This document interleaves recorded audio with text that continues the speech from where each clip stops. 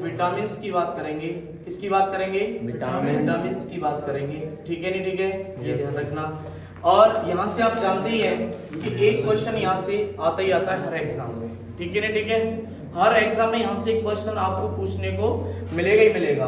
आज जो बात करने वाले हैं विटामिन्स की चर्चा करेंगे। विटामिन्स होता क्या है, तो इसकी खोज किसने की थी, इसका नाम किसने दिया था, किस वर्ष इसकी खोज की गई है, इन चीजों की हम बात करने वाले हैं। क्लियर है नहीं? क्लियर है। तो देखिए इसकी जो खोज की गई है वो हॉपकिंस के द्वारा की गई है। किसके द्वारा? हॉपकिंस के द्वारा इसकी खोज की गई थी।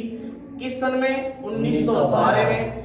और इसको जो नाम दिया है कि ये विटामिन थी। देखो हॉपकिंस ने केवल खोज की थी कि इसे ये नहीं पता था कि ये विटामिन है। ठीक है नहीं? ठीक है, तो इसकी जो खोज करता है वो हॉपकिंस है 1912 में। लेकिन नाम जो दिया था वो फुंक के द्वारा ये नाम दिया गया था। इसको किसके द्वारा दिया गया था? फुंक के द्वारा ये नाम दिया गया था कि ये वास्तव में एक विटामिन होती है। ठीक है नहीं? ठीक है, सबसे पहली बात यहां से कि हॉपकिंस और फुंक और 1912 ये तीन चीजें आप ध्यान रखेंगे। उसके बाद विटामिन 2 टाइप्स होते हैं। विटामिन की कितने टाइप की होती हैं? 2 टाइप्स की होती हैं। पहली विटामिन की बात करें तो वसा में घुलनशील विटामिन, वसा में घुलनशील विटामिन, और एक होती है जल में घुलनशील। क्या होती है? जल में घुलनशील विटामिन, घुलनशील विटामिन। तो देखो वसा में जो घुलनशील विटामिन होती हैं वो होती है ए, डी, ई और के। और जो जल में घुलनशील विटामिन होती हैं वो होती हैं बी और सी। लेकिन मैं बी समूह की बात करूं तो इस बी समूह में 8 विटामिन आती हैं। कितनी आती हैं? 8 विटामिन आती हैं। ठीक है नहीं? ठीक है, जैसे मैं बात करना चाहूंगा यहाँ vitamin B1, B2, B3, B4, B5। देखो B4 कोई विटामिन नहीं होती है ये वाली जो है। ठीक है? ठीक है, श्रेणी में ये B4 विटामिन नहीं आती है। B5 आती है, B6 आती है और B7 आती है, B9 आती है और एक B12 आती है। ये 20 समूह की विटामिन होती है। 1 2 3 4 5 6 7 8। और ये विटामिन सी जो है ये अलग। ठीक है नहीं? ठीक है, तो यहाँ से प्रश्न कैसे पूछता है मैं आपको बता दूं कि इनका रासायनिक नाम पूछा जा सकता है। इसके मुख्य स्रोत नहीं पूछे जाते हैं। कभी भी पूछ लिया भी आता है कि सबसे ज्यादा विटामिन ए किस में पाई जाती है, ऐसे भी प्रश्न बन सकता है। विटामिन सी सबसे ज्यादा किस में पाई जाती है, ऐसे पूछ सकता है। या उसका रासायनिक नाम पूछ सकता है कि इसका रासायनिक नाम क्या होगा। ठीक है नहीं? ठीक है, विटामिन ए का रासायनिक नाम क्या है, विटामिन डी का रासायनिक नाम क्या है, ई का क्या है, के का क्या है। इससे संबंधित होने वाले रोग भी पूछे जा सकते हैं कि इससे संबंधित क्या क्या रोग हो सकते हैं। ठीक है नहीं? इसकी कमी से क्या क्या रोग हो सकते हैं। तो देखो विटामिन ए की बात करेंगे तो विटामिन ए का रासायनिक नाम क्या है? विटामिन ए का रासायनिक नाम क्या है? रेटिनॉल है। क्या है? रेटिनॉल। अब इस विटामिन ए को आई विटामिन के नाम से भी जानते हैं। किस नाम से जानते हैं? आई विटामिन के नाम से भी हम जानते हैं। इसका मुख्य स्रोत क्या है? इसका मुख्य स्रोत है मछली है, अंडा है, आपका गाजर है। ठीक है नहीं? ठीक है, गाजर, मछली, अंडा ये इसके मुख्य स्रोत होते हैं। ठीक है, इसका मुख्य कार्य क्या होता है विटामिन ए का कि हमारी आंखों को क्या है, ये प्रदीप्ति पहुंचाती है, ऊर्जा पहुंचाती है। ठीक है नहीं? ठीक है, तो हमारी आंखें उससे क्या रहती हैं? मजबूत रहती हैं। और रात में आने वाली कोई भी प्रकाश की किरणें होती हैं तो वो हमारी आंखों को क्या कर देती है? प्रकाश उत्पन्न करा देती है, ऊर्जा दे देती है। ठीक है नहीं? ठीक है, इसकी कमी के कारण होने वाला जो रोग है वो रतौंधी है। क्या है बेटा? रतौंधी है। और रतौंधी ध्यान रखना, इसको एक नाम से और जानते हैं जिसे आप कलर ब्लाइंडनेस कहते हैं। क्या कहते हैं?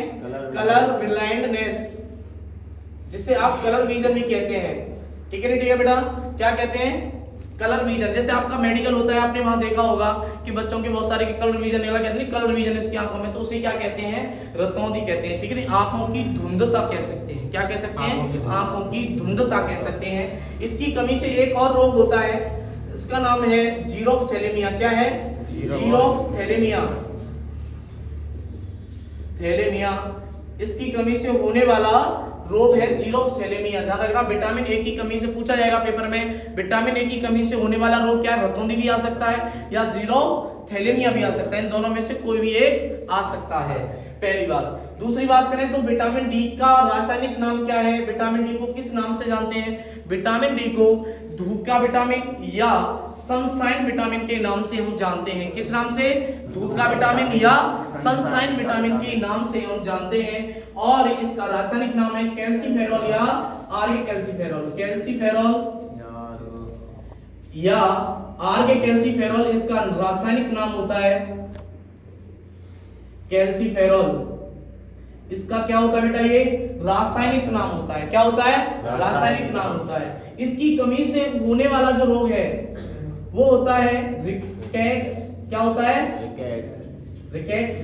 इसे हम सूखा की बीमारी के नाम से भी जानते हैं। सूखा की बीमारी, जैसे बच्चा जो सूखता हुआ जाता है, मजबूत नहीं होता है, उसकी हड्डियां क्या रह जाती हैं? कमजोर रह जाती हैं। और जिस बच्चे की हड्डियां कमजोर रह जाती हैं, उसकी हड्डियां कमजोर, जिस बच्चे की हड्डियां कमजोर रह जाएंगी ना, तो वो से कौन सी बीमारी होने का खतरा रहता है?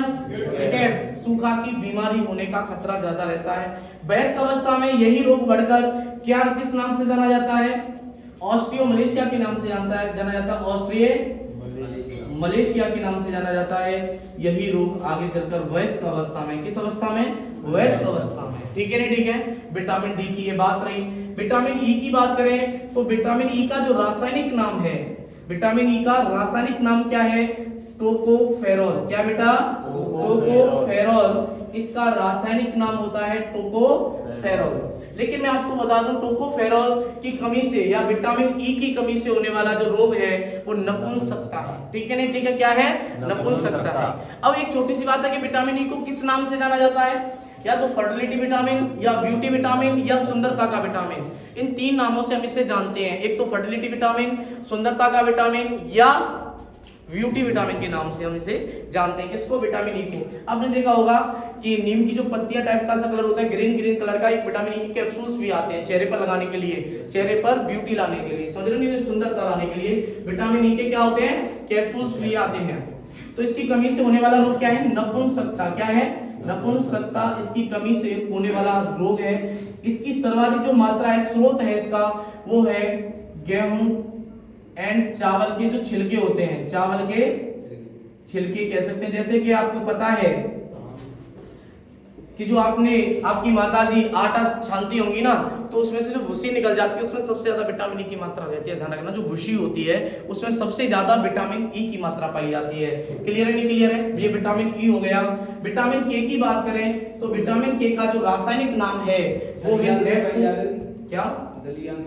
दलिया में। देखो दलिया में भी पाई जाएगी क्योंकि वो पिस जाता है ना भाई गेहूं से, तो विटामिन ई की मात्रा दलिया में बिल्कुल पाई जाएगी। और आप एक महीने दलिया खा के देखना, आपकी बॉडी, चेहरे पर चमक कुछ अलग ही आएगी। यस या नो? तो ये बात ध्यान रखना। तो विटामिन के का जो रासायनिक नाम होता है वो होता है नेफ्टोक्विनोन। क्या होता है?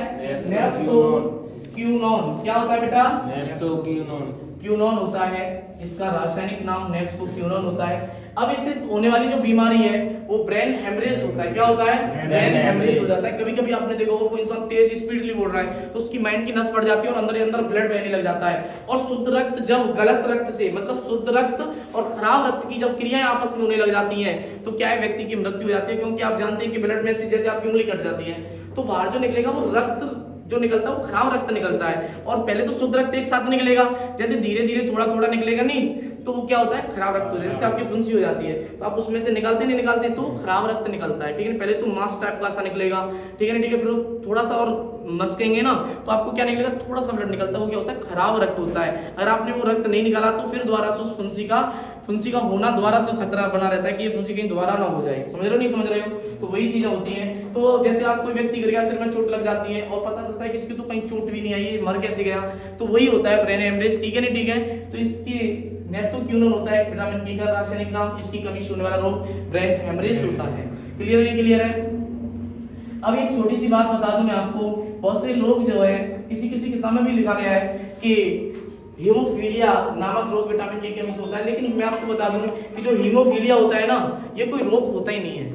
ठीक है नहीं? ठीक है। हीमोफीलिया का मतलब होता है कि आपको डर लगना। हीमोफीलिया का क्या है? अर्थ होता है डरना। ठीक है? ठीक है। जैसे आप सपने में सो रहे हैं और आपको डर लगा तो ध्यान रखना विटामिन के का संबंध हीमोफीलिया नामक रोग से बिल्कुल भी नहीं है। ये बात ध्यान रखना। क्लियर है और नॉट क्लियर?